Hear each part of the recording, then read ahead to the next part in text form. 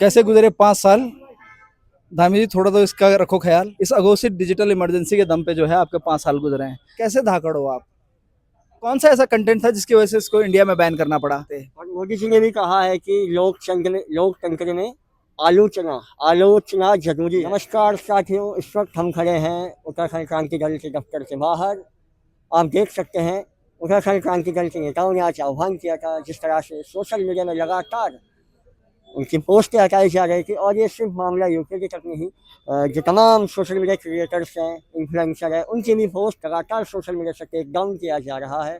उसी के संबंध में आज यूपी ने आह्वान किया था कि डिजिटल इमरजेंसी, इसको उन्होंने एक टर्म दिया, इसको घोषित किया है। और आप देख सकते हैं डिजिटल इमरजेंसी कैसे दिखती है।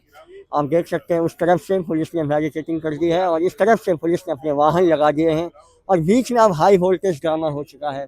उत्तराखंड क्रांति दल के जो नेता थे वो यहाँ पर पुलिस प्रशासन से मिले, साइबर पुलिस के अधिकारियों से मिले और उन्होंने 2 घंटे का समय मांगा है।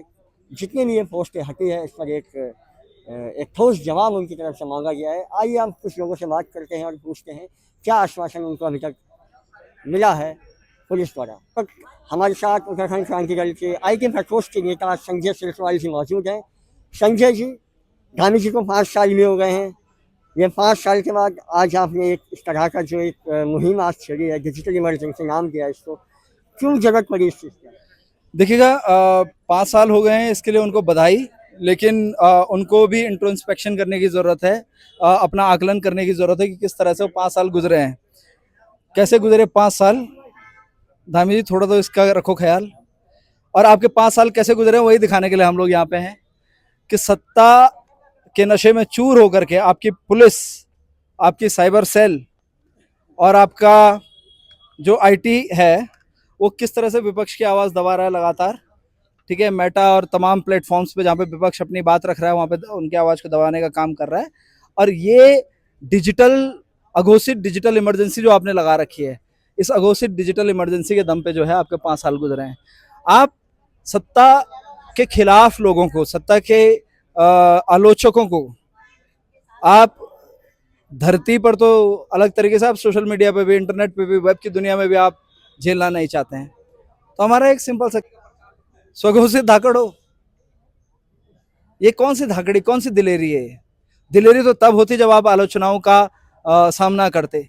दिलेरी तो तब होती जब आप आलोचनाओं का जवाब देते। और मोदी जी ने भी कहा है कि लोकतंत्र में आलोचना आलोचना जरूरी है। ये मोदी जी का स्टेटमेंट है। उन्होंने कहा कि लोकतंत्र में आलोचना जरूरी है, इन्होंने सुना लोकतंत्र में आलोचना जरूरी है। तो ये आलोचने पे ही अटके हुए हैं। आलोचना इनकी बस की बात नहीं है, आलोचना को सहना।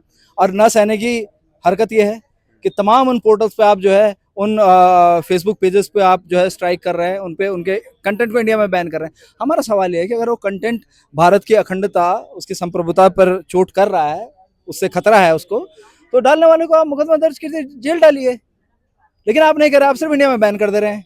एक जो सेफ हार्बर आपको मिला है आईटी एक्ट के अंदर, और उसमें एक सहूलियत आपको मिली है कि आप कंट्रोल कर सकते हैं तमाम उन प्लेटफॉर्म्स की स्पेशल पावर के तहत, आप उसका बेजा इस्तेमाल करने लगे हैं। और अपने अपने तक आने वाले आलोचनात्मक पोस्टों को आप इस तरह से डिलीट कर रहे हैं। तो ये अब नहीं चलेगा। जवाब देना होगा आपकी साइबर पुलिस को भी, आपकी जो गुलाम पुलिस है उसको भी, और उन तमाम लोगों को।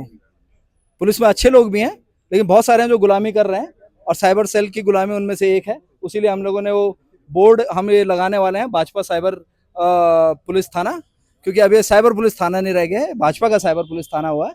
तो वो बोर्ड लगाया जाएगा। से बात हुई, यानी क्या जवाब आश्वासन उनकी तरफ से? हमने उनको जो पोस्ट है, कुछ पोस्टों में से कुछ पोस्टों को हम लोग लेकर के आए थे, कुछ के स्क्रीनशॉट लाए थे। हजारों की तादाद में पोस्टें इतनी नहीं लेके आया जा सकता था, लेकिन 25 से 30 के करीब पोस्टें हम लोग लेकर के आए हैं। हमारी मांग है, आप बताएं हमें कि इनके अंदर कौन सा ऐसा कंटेंट था जिसकी वजह से इसको इंडिया में बैन करना पड़ा।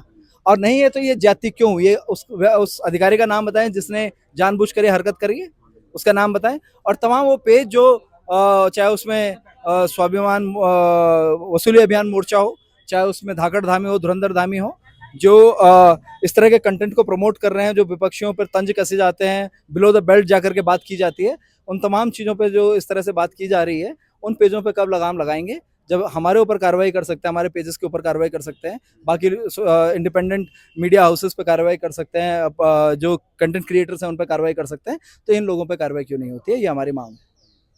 ठीक है, बहुत बहुत धन्यवाद संजय जी। और मैं आपके चैनल के माध्यम से एक चीज़ और बता दूं, अभी 2 घंटे का समय उनको दिया है, 2 घंटे में वो बताएंगे जो भी बताएंगे, अगर उससे भी कुछ राहत मिलती है और उस पर भी जितना भी समय लेंगे 1 हफ्ते का या जो भी, अगर नहीं होता है तो यहीं इसी जगह पे आमरण अनशन हमारी तरफ से शुरू कर दिया जाएगा। ये मैं आपके चैनल से बता दूँ।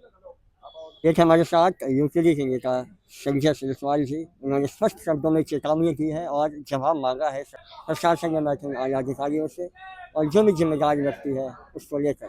बाकी आप इस विषय पर क्या सोचते हैं हमें जरूर बताएंगे।